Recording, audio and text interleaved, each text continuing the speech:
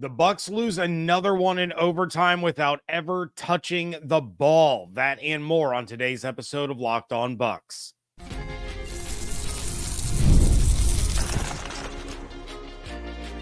You are Locked On Buccaneers, your daily Tampa Bay Buccaneers podcast. Part of the Locked On Podcast Network, your team every day. What's up, and welcome into this live post-game episode of Locked On Bucs, your daily podcast covering the Tampa Bay Buccaneers, part of the Locked On Podcast Network, your team every day. I want to thank you for making Locked On Bucs your first listen review every day. Don't forget you can subscribe or follow for free on YouTube or wherever you get your podcasts. And of course, you can follow along on Twitter. I am James Yarcho at JYarcho_Bucs, credentialed member of the media covering your Tampa Bay Buccaneers as editor-in-chief of the 813.TV. Here with you every Monday through Friday, along with the everydayers. And for that, I want to share my appreciation for your continued support of the show. One of the ways you can support the show is become a Locked On Bucs insider. You're going to get news, rumors, updates, general thoughts, one-on-one conversations with me via text message. No ads or hashtags or anything like that. Go to joinsubtext.com/LockedOnBucs to become an insider today. This episode is brought to you by Game Time. Download the Game Time app, create an account, and use code LOCKEDONNFL for $20 off your first purchase. Biggest takeaways and responding to an insider's question coming up in a little bit, but let's start with the biggest moment. And I know a lot of you in the chat that are watching live right now, I appreciate all of you staying up late with me. You're going to think, well, it was Antoine Winfield Jr. not getting the interception on DeAndre Hopkins' catch that led to the Chiefs' first touchdown, not high pointing the ball, just kind of waiting for it to come to him. Some of you are going to be thinking, well, it was obviously them not getting any points after Tyke Smith forced a huge fumble at the end of the first half. Some of you are going to point to Patrick Mahomes for, a large stretch of the game being 11 for 11 on third downs. I think he finished with, it was 11 of 11 for 129 and 3 touchdowns before he had his first incompletion on third down. The answer is no. It's none of those. The biggest moment in this game was not going for 2. You are in a situation now where you are 4-4 going up against an undefeated, the only remaining undefeated team in the NFL in their house, in the rain, and you have found a way to battle all the way back and march down the field in under 2 minutes to score a touchdown to make it a 1-point game. And you opt to kick the extra point. I tweeted it out at the 2-minute warning. I texted it to the insiders. I said, if I'm the Bucs and I find a way to go all the way down the field and get in the end zone, I'm going for 2. You have to carry that momentum into a 2-point attempt rather than take this thing to overtime. And honestly, if the Buccaneers had gone for 2 and missed it, I wouldn't be disappointed. I wouldn't be bothered. I would have said, you know what? They went down swinging. They knew the situation, and they said, we're either winning or we're going home. And that would have been the right decision. And I know on Twitter right now, it's circulating that the analytics gave kicking the extra point like a 5% higher odds of winning than going for 2. At that point in the game, with Mahomes on the other side, injured ankle or not, for as well as the defense played in stretches, you knew that if the Bucs didn't win the coin toss, the offense wasn't going to see the ball. And that's exactly what happened. In that moment, you have Rachaad White, who was playing well. You have Cade Otton, who has been an absolute monster the last 3 weeks. You have Ryan Miller, who just got a touchdown catch. You had Trey Palmer that set up that touchdown catch. You have Sean Tucker. You have Bucky Irving. You have all these weapons, and you need 2 yards. You have Baker, who would have willed that team to a 2-point conversion, and you opt to kick the extra point. Todd Bowles was asked about it after the game, and he said, with the wet conditions on the field, we felt we needed to go to overtime. Now, how much sense does that make? With the wet conditions, conventional wisdom, I would think, would tell you, yeah, probably want to try to go ahead and end this game now. Probably a little bit easier to get 2 yards than try to march down the field in wet conditions. But at the same time, you just marched down the field to score a touchdown in wet conditions. Your defense hadn't gotten a stop. They just let the Chiefs march right down the field and score another touchdown with DeAndre Hopkins, his second of the game. Wet conditions means it's probably a little bit easier for a kicker to slip and fall when trying to plant his leg and boot a field goal than it would have been to just try to get the 2 yards and get into the end zone for a 2-point conversion. That's the biggest moment. That was playing not to lose instead of going for the win. Andy Reid was asked if he was surprised that Todd Bowles didn't go for 2, and his answer was no, but I'm glad that he didn't. So even the Chiefs knew that Todd Bowles wasn't going to make that call. He wasn't going to go for the jugular. He wasn't going to go for the win. And I would have had a lot more respect for a loss going for the win than I do playing for overtime. Because you play for overtime, you're going to lose. You had the Chiefs defense on their heels. You had the Chiefs in their house on the ropes, and you let them off the hook. That was the moment.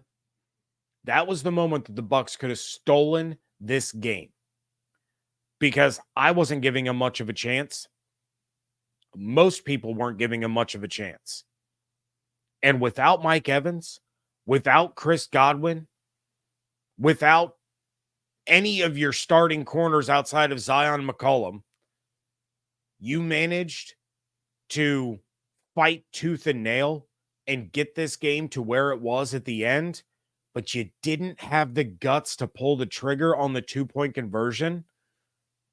That's the difference between a championship team and a team that'll make the playoffs.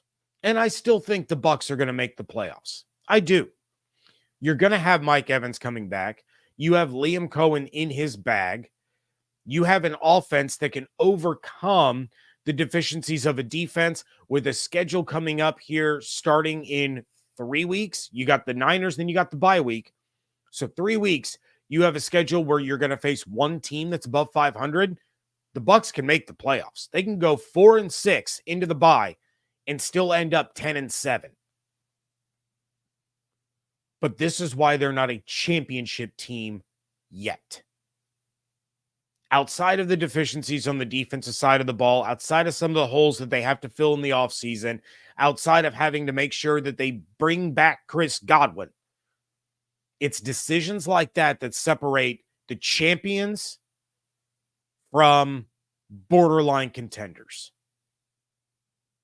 That's the long and short of it. Really, truly is. I'm going to jump into the live chat here before we move on. I see a lot of you guys in here. And I did see one comment, if I can scroll up fast enough to find it, that I do want to address really fast. I think it was Demon Hunter that mentioned it. Someone had mentioned the timeout call at the end of the first half. And I'm sorry, I can't find the comment in here right now. But someone had mentioned that they didn't like the timeout call with 30, I think it was 33 seconds left before Ryan Miller scored the touchdown. So it was Demon Hunter, and Demon Hunter, I'm sorry, I can't find the exact comment to bring it up on the screen. I didn't mind that timeout call. I thought it was the right move in the moment. And I realized that means that you're going to potentially leave time for Patrick Mahomes on the clock to try to move down the field and get into field goal range. He did still have some time. Luckily, that didn't come to fruition. But the reason I like the timeout there is you're down, first and foremost. You want to make sure that you're getting offense in the right position to be able to make a play. to be able to draw up the right play to get into the end zone, to get into that situation where you're choosing between an extra point and a 2-point conversion. You cannot assume that just because you're on the 1 yard line, the next play is going to be a touchdown. You can have a penalty, which the Bucs had a couple of those along the offensive line in this one. The Tristan Wirfs one was a terrible penalty call, but you could have a penalty. In the wet conditions, you could have a bad snap.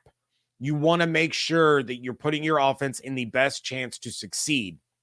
So calling the timeout there, yeah, it might have come in handy a little bit later, but at the end, it really didn't. You had, a couple of incomplete passes by the Chiefs, a near interception by Antoine Winfield Jr. You had a punt, you had the end of regulation. So it really didn't come into play too much. But in that moment, when they called the timeout, I said, you know what? That's the right move. Collect yourselves, get yourself into the right play to make sure that you're giving yourself a chance. I thought the timeout there was completely fine. It's one of the few times that I thought Todd's clock management was actually the right decision. So I am going to talk about my biggest takeaways on both sides of the ball. That is coming up next on today's episode of Locked On Bucs, part of the Locked On Podcast Network, your team every day. All know how much I love going to live events, concerts, sporting events. I'm constantly talking on the show about a concert or a game I'm getting ready to go see. And the first place that I'm checking out when I look for tickets is Game Time. As you all know, I took my dad to the Illinois-Minnesota game last weekend. And while the result wasn't what we were hoping for in our first trip to Memorial Stadium, the tickets that I got on Game Time were fantastic. Game Time has a new feature called Game Time Picks, which makes getting tickets to your favorite live events even easier. Game Time Picks filters out the fluff to show you only incredible deals on great seats, so you don't have to waste your time searching through thousands of tickets. And then I click on that all-in pricing toggle switch so that I know exactly what I'm going to spend up front, and there's no surprises when I get to checkout. Then I get to checkout, double click on my phone, use Apple Pay, and boom, those tickets are in my Apple Wallet before I can even blink. Take the guesswork out of buying tickets with Game Time. Download the Game Time app, create an account, and use code LOCKEDONNFL for $20 off your first purchase. Terms apply. Again, create an account, redeem code LOCKEDONNFL for $20 off. Download Game Time today. What time is it? Game time. Get ready to tackle the NFL action with FanDuel, America's #1 sportsbook. Right now, new customers can bet $5 and get $150 in bonus bets if you win. The FanDuel Sportsbook app gives you everything that you need to place live bets on the NFL all in one place. So when you get a hunch in the middle of a game, you can check out the latest stats, view live play-by-play, and so much more on the same page where you place your bets. The Buccaneers are 6.5-point home underdogs against the San Francisco 49ers with an over-under of 48.5. If you want to get in on the action early, the Ravens are 6.5-point home favorites over the Cincinnati Bengals with an over-under of 52.5. The Chiefs remain the Super Bowl favorites at plus 370, followed by the Lions at plus 500, the Ravens at plus 750, and then the Bills at plus 850. Visit FanDuel.com to join today, and you're going to get started with $150 in bonus bets if you win your first $5 bet. That's FanDuel.com. Never waste a hunch and make every moment more with FanDuel, an official sportsbook partner of the NFL. Thank you again for making Locked On Bucs your first listener view every single day. The new Locked On NFL is here, and it's 2 shows every day. You got the madman Tyler Rowland kicking off your morning with a double shot of NFL espresso. Then you can swing by the barbershop with Tony Wiggins for some real NFL talk. It's going to feature Locked On local experts. You're going to get unprecedented NFL insight, hot opinions, and detailed breakdowns all in 30 minutes. It's the new Locked On NFL, and it's twice a day. So make it your second listen over at the Locked On NFL YouTube or wherever you get your podcasts. My biggest takeaways on either side of the ball, my offensive takeaway is that Sean Tucker has to be more involved. And that was something else I saw someone in the chat mention was, why wasn't Sean Tucker getting the ball more? I don't know. And it needs to change. You have a bruiser of a running back on wet field conditions, and you continue to not use him. He was averaging almost 4 yards a carry. For that matter, Rachaad White averaged over 6 yards a carry, but he only ran the ball 3 times. But Tucker has to get more involved. He is the guy that is going to wear down a defense and open things up for the quicker, faster players. Rachaad White, Bucky Irving, to only get him 3 carries. And all of those came on a drive where the Bucs scored a touchdown. It's not a direct correlation, but Tucker's running helped a lot. It's criminal that he's being underused. Liam Coen has to get him more involved, and that's on him. Liam Coen called a great game. Overall, he really, really did, given the circumstances that the Buccaneers were in, given the weather conditions, given the location, given the team on the other side of the field. Liam Coen, once again, was fantastic. But I think that this Bucs offense, while outperforming expectations, could have been even better with Tucker involved. And Coen even talked this week leading up to the game about needing to get Tucker on the field more, and it just didn't materialize. The Bucs as a team averaged 5 yards per carry and surpassed the average yards allowed by a top 2 run defense for the second time this season. Bucky and Rachaad are at their best when they are in space, but Tucker helps open that up. It takes a lot of energy and a lot of strength to take him down. You can't do it with one guy. You are looking for 2, 3, 4 defensive players to swarm on Sean Tucker to wrestle him to the ground. So to completely ignore him for the entire game outside of essentially one drive is just gross mismanagement. He could have helped you win this game. He could have created opportunities for your most dynamic playmakers, and instead you left him on the sideline. I don't like it. I don't agree with it. Liam Coen is a brilliant offensive mind, so I have to default to the fact that he knows more about this than I do.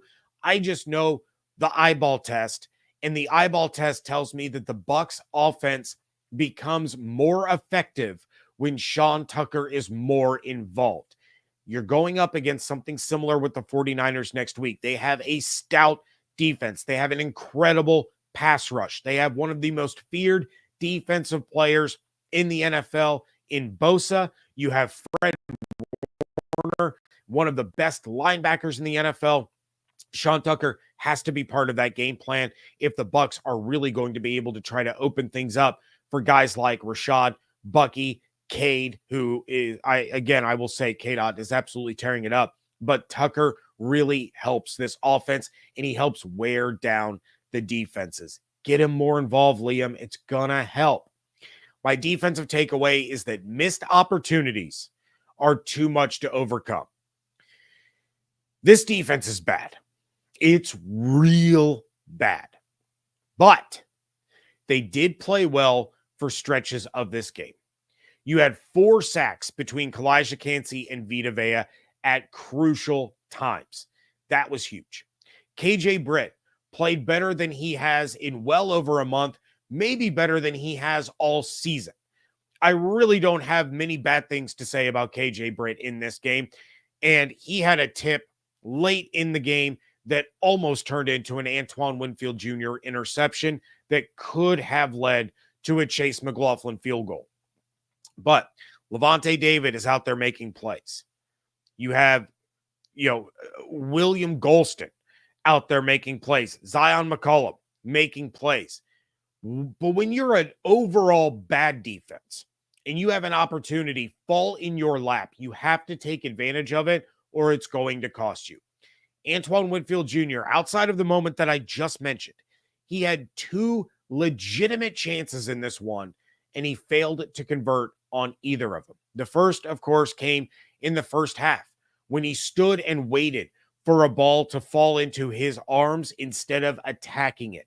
Instead of high pointing the ball and contending for it, it led to a great catch by DeAndre Hopkins and set up a Hopkins touchdown a few plays later.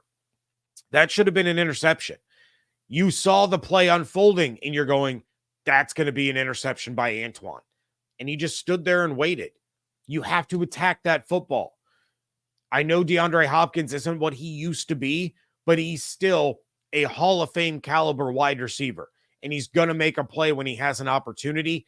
That opportunity should have been taken away from him. The other was late in the game after the Bucs tied it. The play after the one that I just mentioned where Britt had deflected the ball into the air.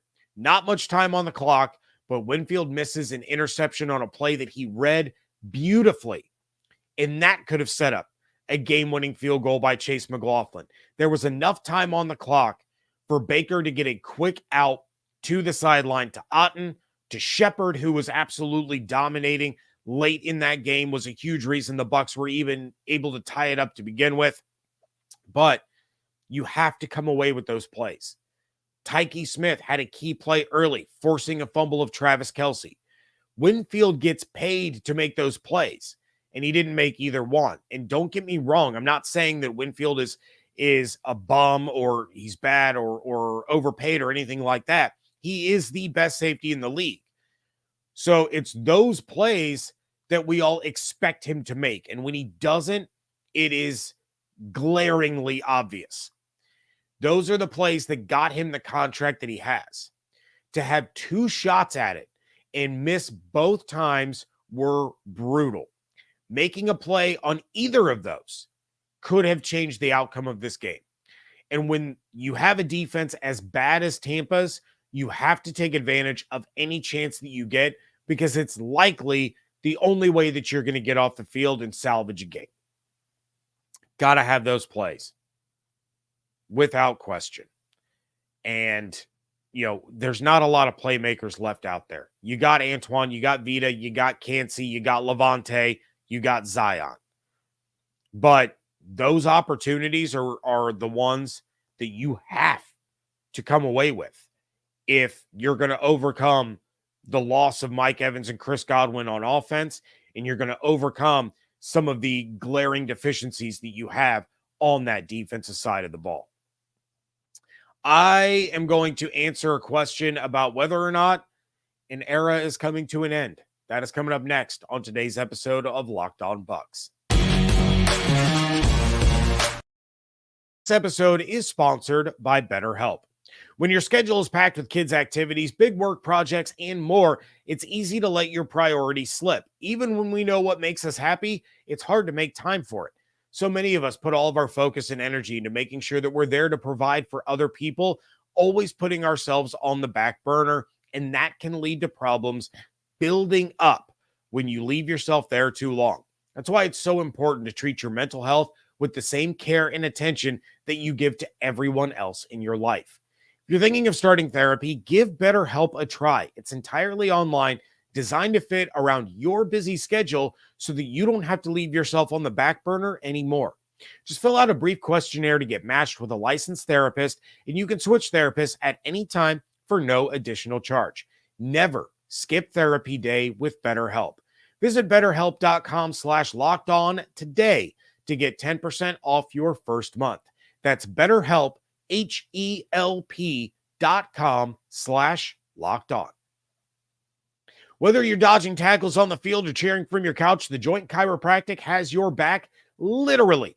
As the official chiropractor of the Tampa Bay Buccaneers, they're here to make sure that you're always in the game no matter your role. If you're feeling the pain after a long week or just looking to stay active, they offer personalized care to help you bounce back stronger. 90% of elite athletes, including NFL pros, rely on chiropractic care to stay at the top of their game and perform their best. And at the Joint, you don't need an appointment. Just walk in and get the care that you need same day. No scheduling hassles. Just walk in whenever it's convenient for you. Here's the real kicker. As a Buccaneers fan, you can get your first visit for just $19. Go to Buccaneers.com, check out the contest and promotion section under the fans tab, and download the offer. A great deal for great fans. Head to thejoint.com to find your nearest Tampa area location. Wrapping things up here on a post-game live reaction episode of the Locked On Bucs podcast, talking about the Bucs' 30-24 overtime loss to the Kansas City Chiefs. And Insider Mike sent a question that I was kind of already planning on talking about, but after he texted me, I said, you know what? I need to talk about this on the show. But Mike said, be honest with me. Is Todd done? At the end of the season, our offense looks phenomenal, and this is without Mike and Chris. Our defense is absolute poop.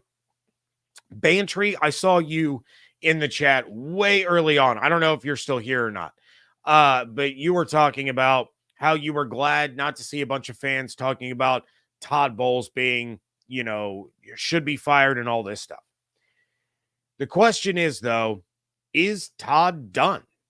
We talked last week about that hot seat and how that was getting pretty darn warm. His seat is officially hot. And this is a game that, again, not a lot of people expected the Bucs to win. I think it's the manner in which they lost, compounded by the defensive failures down the stretch, and one of the most questionable decisions we've seen him make this year that has turned the heat on that seat up. Liam Coen has been a breath of fresh air for this Buccaneers team. And I know I've said it on other shows, and I'll probably continue to say it throughout the rest of the season. You can't really point to too many Buccaneers teams that are led by the offense. The Bucs have always been a defensive first team. Todd Bowles, over the course of the last 5 years, has been a big reason for that.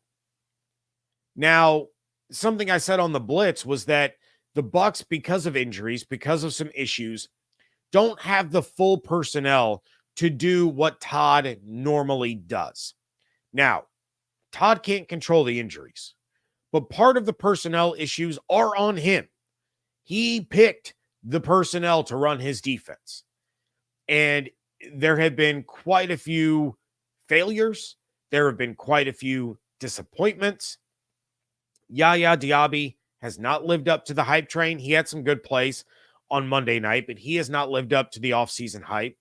KJ Britt has not lived up to what we thought he was going to be because of the end of last year in the offseason. You have Jordan Whitehead, who, don't get me wrong, he's a massive upgrade over what the Bucs have had opposite of Antoine the last couple of years, but he's not having the impact plays we thought he would. Jamel Dean, he's hurt, but even when he was on the field, he was struggling. He did not look good. He was in danger of losing his job in the offseason anyway. So there's a combination of factors at play. But when you have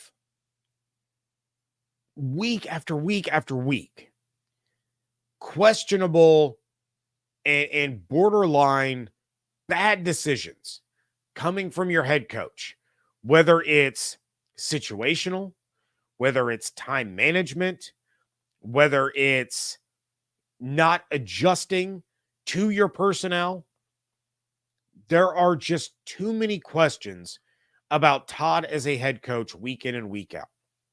The players have not quit on him. And I talked about that earlier early last week, that was a testament to Todd Bowles and the respect that these players have for him and the fact that they are out there playing hard for him. It's not the same as the situation that we just saw in New Orleans, who fired down Dennis Allen. But this is a team still top 5 across the board in offense. And you're in the bottom 5 across the board in defense. When I said last week that someone was going to have to answer for that, there's only one person that can. There's only one person that will, and it's Todd Bowles.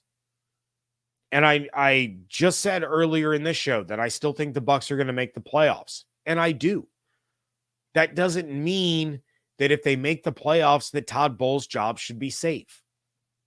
That doesn't mean that they're going to make the playoffs because their defense is going to look better than it actually is because of the awful offenses that they're going to go up against. But if Todd Bowles goes out after the bye week and loses to Daniel Jones and the Giants, or they lose to the Panthers, or they lose to the Saints, that's going to be the icing on the cake. At the end of the day, this is a team that should have been in consideration to reach the Super Bowl in the NFC. You have the Detroit Lions. You have the San Francisco 49ers. And after them, it should have been the Bucs, especially with this offense. Losing Chris Godwin hurts so much. Mike Evans will come back.